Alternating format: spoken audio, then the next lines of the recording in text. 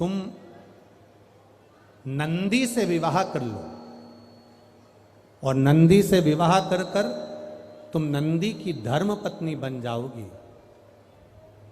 और नंदी की अगर धर्म पत्नी तुम बन गई तो जिस जगह पर नंदी मेरे मंदिर के बाहर बैठा रहेगा,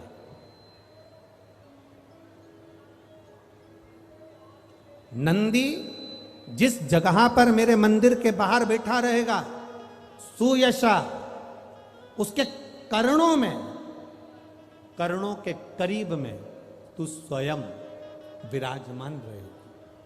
सुयशा, जब कोई नारी, जब कोई पुरुष, जब कोई बच्चा, जब कोई बुजुर्ग, जब कोई भी संसार सागर में रहने वाला मानव मेरे मंदिर में आएगा और नंदी के कान में कुछ कहकर जाएगा, तब तू उसको सुनकर माँ पार्वती से कहेगी। और पार्वती जब मेरे साथ प्रतिदिन प्रदोष काल में, प्रदोष के समय, शाम के समय भ्रमण पर जब पार्वती मेरे साथ जाएगी तो पार्वती मैया जिसके सामने नंदी को रोक देगी, मैं उसके ऊपर कृपा करते हुआ चले जाऊंगा। ये हमारा भाव शिव महापुराण की कथा वर्णन कर रही है।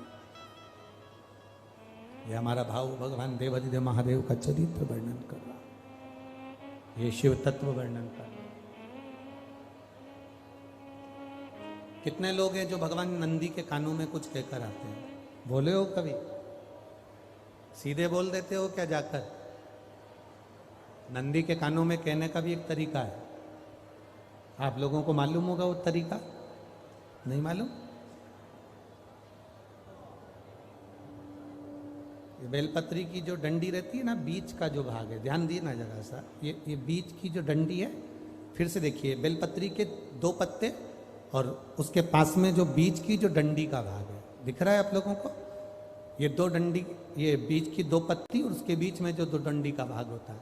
जब हम देवाधिदेव महादेव से कोई बात कहने वाले होते हैं ना कि बाबा बहुत दुखी हूँ, बाबा बहुत तकलीफ चल रही है, बाबा मैंने एक कंपटीशन एग्जाम में परीक्षा दी है, बाबा मेरे जीवन में ये तकलीफ हो रही है, बाबा, तब इस बेलपत्री की जो ये डंडी होती है, इस उंगली से, इस अंगुष्ठ से इस डंडी को पकड़ा जाता है और बाबा के कर्ण में कहने से पहले ये हाथ को नंदी के ऊपर रखकर फिर हम बाबा के नंदी के कानों में कहते हैं और चलते समय इस बेलपत्र को अशोक सुंदरी की जगह पर चढ़ाकर वापिस सजाते हैं।